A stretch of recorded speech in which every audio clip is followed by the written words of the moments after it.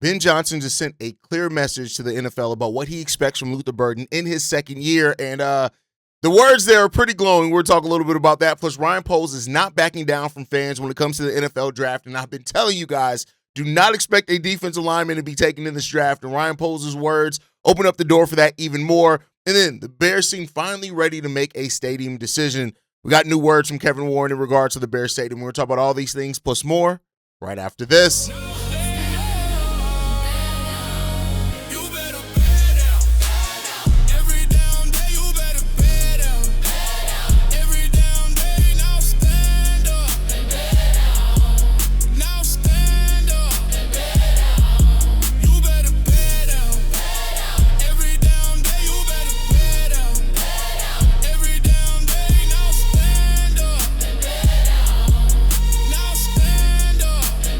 What's going on, Bears fans? Welcome to another episode of Chicago Bears Central, your number one spot for everything Chicago Bears related. I'm the host, Haize, but more importantly, you guys can follow the channel at Chi Bears Central on every social media platform we happen to be on. With that said, let's go ahead and get into this content for today, y'all. We got more from Ben. Ben Johnson is right now on his interview streak, which is really good.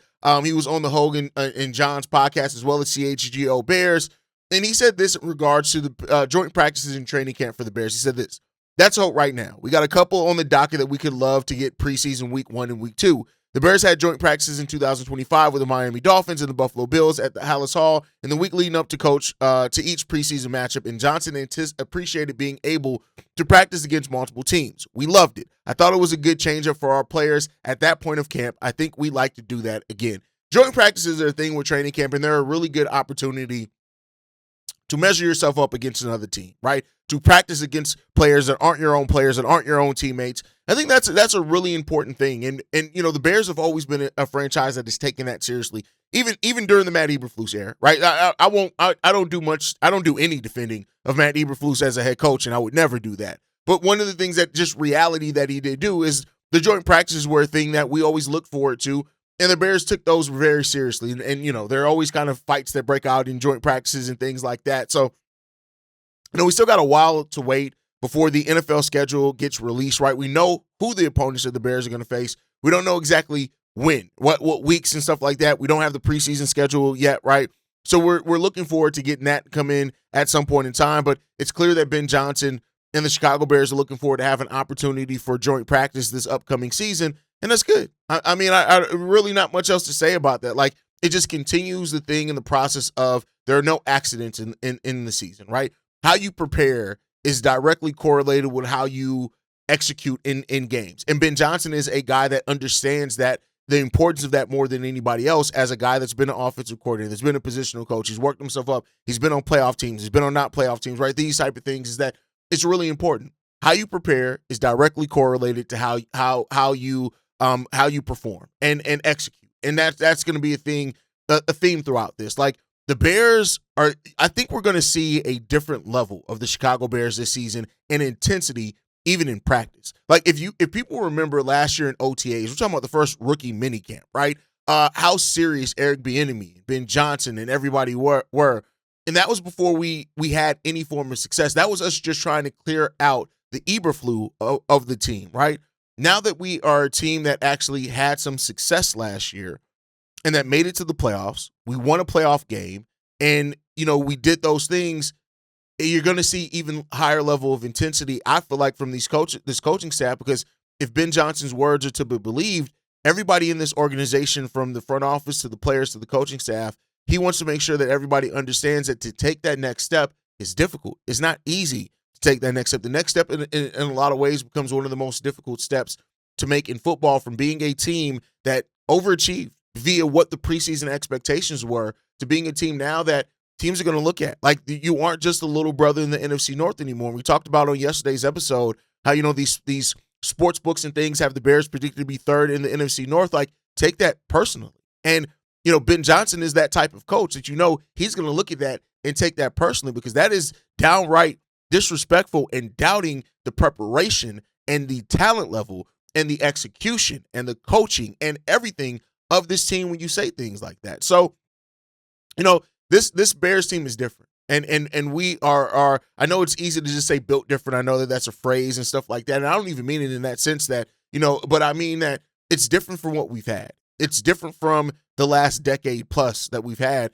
And to credit, right? We've seen Matt Nagy have great success his first year and then could fall off the charts of that, right? And so you don't want to have that. And Ben Johnson and his coaching staff, if they have their way, they're not going to even allow that to creep in for this team. There are no resting on any laurels here. There's no, what Ben Johnson said, we're not building off of what we did before. Every season is this new thing. We're not building off of nothing. You got to go out there and establish something new each and every season. You have to reestablish yourself and make sure that everybody remembers who the hell you are, especially when you're the Chicago Bears. And we know that the media and everybody else are ready to doubt the Chicago Bears. Now let's go out there and show what we can bring, right? But one player as well that Ben Johnson is hoping is going to, or has tons of confidence is going to show what he can be, is Luther Burden. On CHGO, Ben Johnson said this: Luther is exactly what we thought we were getting out of the draft last year. He's a dynamic playmaker. He got some of the best run after the catch in the game right now. I really believe that. We need to continue to get the ball in his hands as often as we possibly can. The guy loves football. If you took football away from him, I don't know what he would want to do with himself. We've seen the rise of Luther Burden over the course of this season, right? And I think that, I'm going to mix some other things in this as well, but like same thing for Colston Loveland, same thing for Kyle Monangai, right? Like the rookies that we got last year, I don't really think if people realize how rare that is to have rookies that impact, 3 of them, that impacted the way you play football so directly and meaningfully as soon as Ben Johnson started trusting them a little bit more. Now, they had to earn that trust. And say what you will about it, there are some people, I early in the season, like, hey, Ben, trust your rookies a little bit more, right? Like, do that. And Ben Johnson did his process with it, for whatever it's worth, it worked, right? Like, he allowed those guys to earn the opportunities and to earn their roles with this team and to show exactly what they can bring. And I don't think it came from a place of not necessarily believing on them early. I believe Ben Johnson believed in those guys even before they drafted him. That's why they drafted him, because he believed that those guys were not only going to fit his system, fit his scheme, but also bring the needed edge and dynamic that this team needed at that time. But now you look at it even more so, and I understand Ben Johnson, because now DJ Moore is gone. Your vet in that wide receiver room is gone. He's no longer there. And so now you have to figure out a way to kind of, you added Khalif Raymond, who I think is going to have a role here. You still got Jahade Walker. We stopped talking about J.P. Richardson, a guy that, as a UDFA, I was really high on him, glad made the team. But let's just look at what like Luther Burden was able to give to the Chicago Bears last year. Like, when you talk about making big plays, being inside on the slot, being outside on the perimeter, like all those type of things, like Luther Burden schematically. And, I talk a lot about scheme with this team because I do think this coaching staff, both on offense and defense, how they scheme things up, and they look at these players as the ability to create dynamic schemes, right? So when you hear Ben Johnson talk about how dynamic Luther Burden is, like 652 yards as a rookie, only 2 touchdowns, right? We know that some of those were missed opportunities, those type of things, but the kid averaged 14 yards per reception, 13.9, basically 14 yards per reception. He played in 15 out of 17 games, 47 receptions on 60 targets. Like, there's no doubt about it that Luther Burden is a weapon. And we're probably going to see a little bit more of positionless football as well, as he had 6 carries for 37 yards last year, which is an average of 6.2 yards per carry, right? Like, so we know. And out of those 6 carries, 3 times out of that, he got first downs. So, Luther Burden is an absolute weapon for this team. But also, like I said, I don't want to overlook the other rookies that were here. The over 700 yards receiving from Colston Loveland last year and what he was able to give, right? 6 touchdowns in that case. 12.3 yards per reception for him on 50 receptions on 83 targets, right? Like that. He caught 35 first downs on those 58 targets. Like we had a trio of rookies, and now have a trio of second-year players that are going to try to build off of that. Kyle Monangai, 783 yards, 5 touchdowns, 4.6 yards per carry in that, 169 carries. You already know the weapon that he is. 18 receptions for 168 yards as well. He combined between running and catching passes, 47 first downs out of those. Like, we have weapons here. And it's when you hear Ben Johnson talk about guys like Luther Burden, talk about that rookie class, and talk about those guys and what they can bring here, we have playmakers on this team. And that's all. And I didn't even mention the biggest playmaker of them all, the quarterback in Caleb Williams, and how he makes plays with his arms and with his legs. And when he's out there making smart decisions on the field, this Bears team, I really think, has barely begun to scratch the surface of really what they can be offensively. Now, some may say, Haize, you have a lot of confidence for a team that lost DJ Moore. And the fact of the matter is this, right? I understand the talent that DJ Moore was for the Chicago Bears. In no way am I doubting DJ Moore's talent.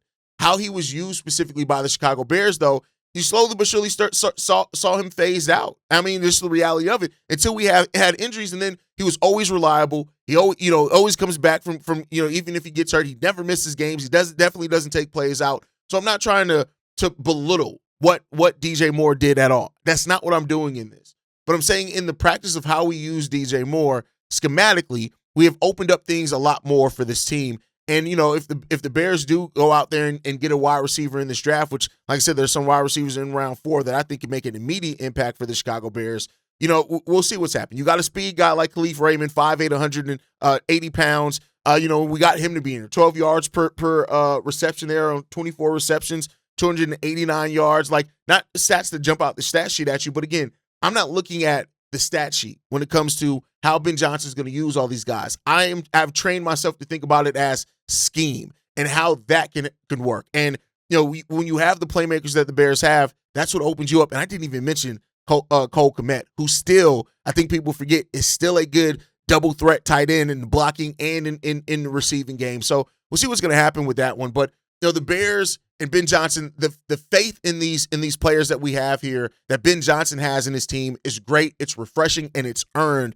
via what we've seen on the football field. Now let's go out here and win some even more football games. I'd love to have a 13-win season. We had a 13, 14-win season? We'll see. But with that said, I talked a lot about the rookies in the last segment.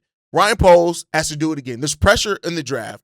And, a lot of Bears fans, anytime you bring up drafting a position other than defensive, like, I've said this before.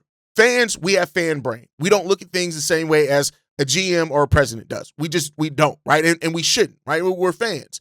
And fans look at it in a very binary case a lot of times. Like, well, we need an edge. Let's go out there and get an edge with the first round. But it's a lot different than that. There's somebody left a comment the other day, and they were like, well, there's some talented safeties you get in round 4. Yeah, but the talent, if you got to look at things in the form of talent drop-off, right?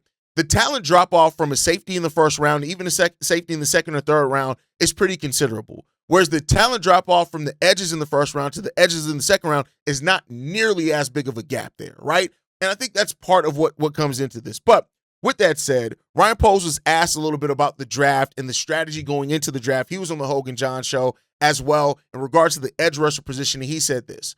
You look at the draft, and when I've been here, we've taken the right mentality and taken the best available. That's been very offensive-centric, and I think that's paid off for us. We got an all-pro tackle in Darnell Wright and Colston Loveland, going to be an all-pro tight end. So we've done some really good things there.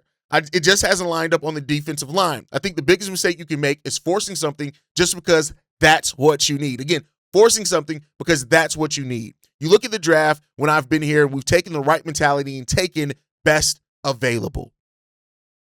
I mean, I don't know if it's any other clearer for you guys when it comes down to it. What Ryan Poles is basically telling you is that we are going best player available. Now, you can go best player available at a position of need, right? And that's what I think the difference is between Ryan Poles' mentality. It's, all right, who's the best player available on the board out of the positions that we have left to fill, right? And that, I think, when you look at how the first round could shake out, it could shake out to where the Bears take a safety. Because, again, it may be the best player available at 25 at a position of need for the Chicago Bears, right? And so I think that's going to be there. We're going to stick with the best player available mentality. Usually a GM does not switch their draft mentality, right? And so I like it, right? And I get it. People talk about Jalen Carter and stuff like that. Like, you didn't miss on Jalen Carter. The combine of what we got out of Darnell Wright and even Javon Dexter, which I know some people are down on, has right. And when you look at what the Bears have done on the offensive side, taking best available on the offensive side, Darnell Wright, Colston Loveland, Caleb Williams. Well, Caleb Williams doesn't count. Yeah, it is what it is. This quarterback, we knew he was going to be number 1 overall. Romo Dunze, Luther Burden, Kamananga, Isaac Trapillo. Like, we've continued taking the best player available at where we're going. It's worked for the offense. Now, the thing that a lot of people have had questions about now that Ryan Poles has an opportunity to switch the focus and now focus on defense, because your offense, I won't say it's set, but it's more set than your defense. You need to do more work on the defensive side of the ball than what you do offensively right now. And so because of that, that mentality now switching to the defensive side of the ball, make some sense for the Chicago Bears. Like, and I'm sure that Dennis Allen, like, you took care of your offense, you took care of Ben Johnson in the last draft. Now you need to take care of Dennis Allen. You need to take care of your defense, because you're not going to get to where you need to get to if you don't have 3 levels of defense. That's what you have to do. All 3 levels of your defense have to be sound. And the Bears have fallen short of that for far too long, and that's the place that we need to get to. So even with Austin Booker, and I think Austin Booker is going to make a considerable step this year. I think there's tons of reasons to believe in Austin Booker and the growth that he can have as a player this year. You still have to shore up that defensive line. Tackle, edge. With 2 second-round picks, I would not be surprised if both second-round picks. I've seen people say things like, oh, our first 3 picks all need to be defensive linemen. I don't think that's going to happen. I think you're going to see a draft in which you're going to see a safety taken, maybe even another position taken in round 1. Do not be shocked at that. We'll be live for the draft. Don't worry about it. We'll be covering it live. We'll be doing all the things that we do live with the draft. But I think when you look at it, like, it's clear that we need some help. You had Montez Sweat with 10 sacks last year. That's really good. You had Booker with 4.5 sacks last year. That's really good. And he played the last 10 games of the season. But the fact of the matter is 35 sacks on the season for the Chicago Bears, one of the worst in the NFL. That's not going to cut it if you want to make that step. The step that we talked about that Ben Johnson, this coaching staff, is going to be ready to make. You need to make that next step into the next direction for your team. And to do that, you got to execute. We got to improve the defense. So I just put that in there to say, and I think that it highlights the fact that do not be shocked if you don't see defensive end. If you don't see defensive tackle in the first round for the Chicago Bears, do not be shocked if you do. And it doesn't mean that it's wrong either. I know there are going to be a lot of people that are going to be ready to have their pitchforks and call out it being wrong in XYZ. A lot of y'all were ready to do that at tight end last year too in the first round. A lot of y'all were ready to do that when the Bears didn't take Jalen Carter and instead went Darnell Wright, by the way, who that was called by Big Kev on this channel long before anybody else did. I think also Bobby called it. So do not be surprised when that happens. Ryan Poles sees the draft differently than what fans do. And in a lot of cases, that's the right thing that needs to happen there, because us as fans, we don't always look at the future. We don't always see all the options. We definitely don't have the draft intel that Ryan Poles has. Now, some of that comes back to bite, like not getting a running back earlier last year, but it ended up still working out for the Chicago Bears and getting Kyle Manon guys. So we're going to see how that shakes out. Last topic of the day before we get up out of here, though, news on the stadium. Which it's been kind of quiet on the front there. We knew that Illinois was going to go back to vote on it. We haven't really heard anything since then. But he was speaking with Matt Florio and Chris Sims on the Pro Football Talk podcast, and he said this: "We don't have a set deadline, but I am confident that sometime this spring, summer, we'll know. I mean, we have to know because we will have completed the due diligence in Indiana, and we'll see what happens in Illinois." Basically, what Kevin Warren is saying is like, Illinois, stop dragging your goddamn feet.